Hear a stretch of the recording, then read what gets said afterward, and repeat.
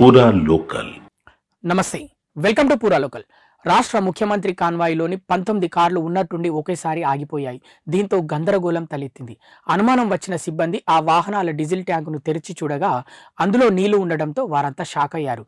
డీజిల్లో నీళ్లు కలిపి ఏకంగా సీఎం కాన్వాయ్నే బురిడీ కొట్టించిన ఘటన మధ్యప్రదేశ్లో చోటు చేసుకుంది. వివరాల్లోకి వెళ్తే రాంట్లంలోని ఓ కార్యక్రమానికి హాజరయ్యేందుకు మధ్యప్రదేశ్ ముఖ్యమంత్రి మోహన్ యాదవ్ గురువారం రాత్రి రోడ్డు మార్గంలో బయలుదేరారు.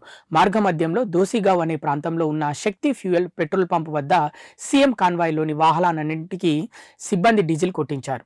ఆ తర్వాత కొంత దూరం ప్రయాణించగానే వాహనాలన్నీ ఒక్కొక్కటిగా ఆగిపోయాయి.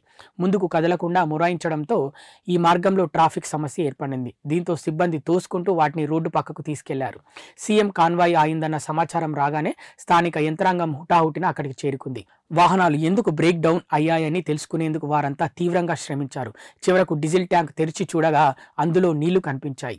వాహనాల్లో నింపిన డీజిల్ను బయటకు తీయగా సగానికి సగం అందులో నీరు కలిపినట్లుగా ఉంది. డీజిల్ కల్తీ చేసినట్లుగా గుర్తించిన అధికారులు వెంటనే ఆ పెట్రోల్ బంకు వద్దకు వెళ్లి తనిఖీ చేశారు. ఆ బంకులో డీజిల్ కొట్టించుకున్న ఇతర వాహనదారులు కూడా ఇదే విధమైన ఫిర్యాదులు చేయడంతో వెంటనే సంబంధిత అధికారులు రంగంలోకి దిగారు. పెట్రోల్ పంపును తనిఖీ చేసి కల్తీని నిర్ధారించారు. ఆ బంకుని సీజ్ చేసి ఘటనపై దర్యాప్తు చేపట్టారు. సీఎం ప్రయాణం కోసం ఇండోర్ నుంచి మరో వాహన శ్రేణిని తెప్పించినట్లు స్థానిక అధికారులు వెల్లడించారు. పూరా లోకల్.